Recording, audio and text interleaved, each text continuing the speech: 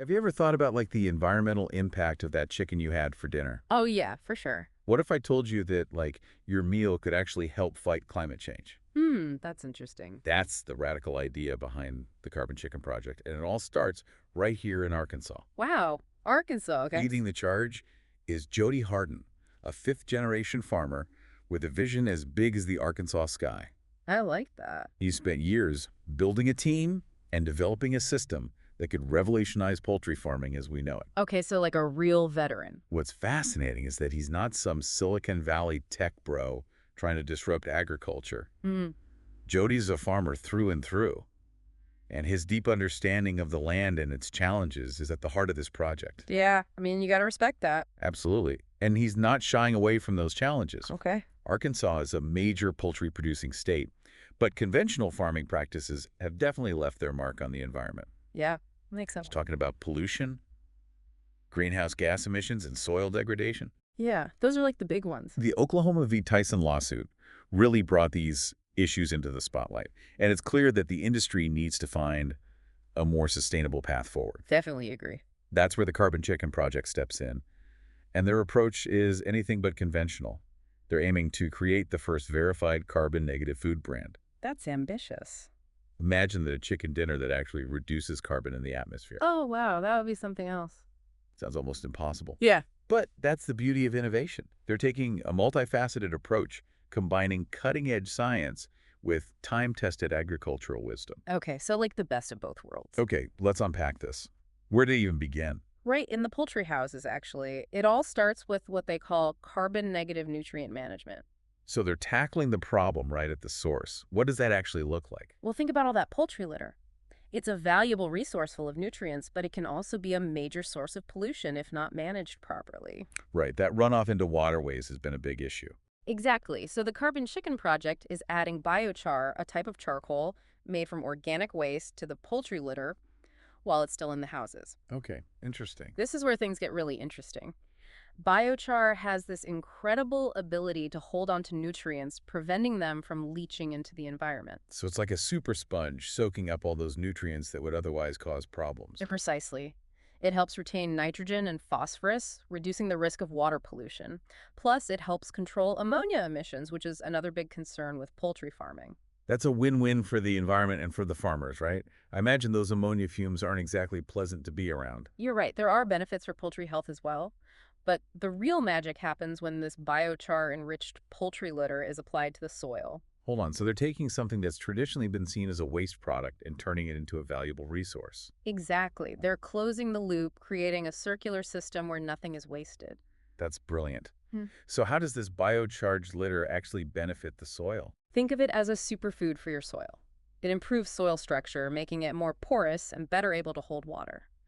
It also provides a slow-release source of nutrients, reducing the need for chemical fertilizers. So healthier soil, less pollution, and a more sustainable approach to farming.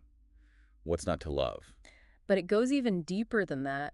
Biochar has this unique ability to sequester carbon in the soil for incredibly long periods. Wait, so this is where the carbon negative part comes in. Exactly. By adding biochar to the soil, the Carbon Chicken Project is essentially locking away carbon that would otherwise end up in the atmosphere. That's amazing. It's like they're turning Arkansas farmland into a giant carbon sink. And the beauty of it is that the carbon stored in biochar is incredibly stable. It can remain in the soil for hundreds, even thousands of years. So we're not just talking about a temporary fix. This is a long-term solution for drawing down carbon and combating climate change. It's a powerful example of how regenerative agriculture can be a climate solution, and the Carbon Chicken Project is at the forefront of this movement. So it really seems like we could be on the edge of like a carbon negative food system. Yeah, it's pretty exciting. But how do we get from just a few innovative farms in Arkansas to like a nationwide change? Well, that is the million-dollar question. Yeah. But the Carbon Chicken Project isn't just like sitting around and waiting for things to happen. So they're being proactive. Exactly. They've come up with this really interesting product. Oh, what's that? It's called Carbon Chicken 80/20. Okay, 80/20. That sounds familiar. Yeah, so it's basically like a supercharged soil amendment, 80% composted poultry litter, and 20% biochar. Okay, so they're like bottling up all the good stuff. Exactly. And they're selling it to other farmers. Yep. And the demand is huge. Yeah, that makes sense. Mhm. I mean, who wouldn't want healthier soil and a way to fight climate change? Right. can they actually make enough of this stuff?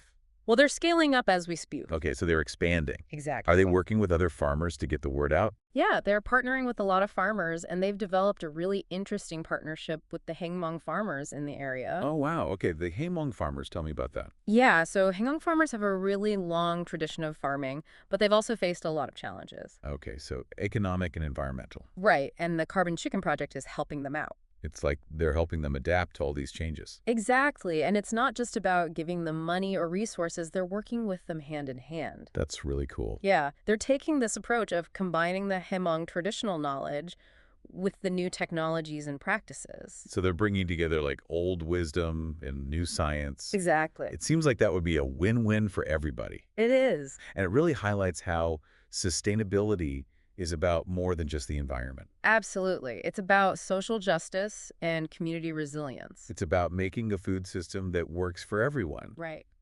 But all this innovation and expansion takes a lot of money. It does. So how are they paying for all of this? Well, this is where it gets really creative.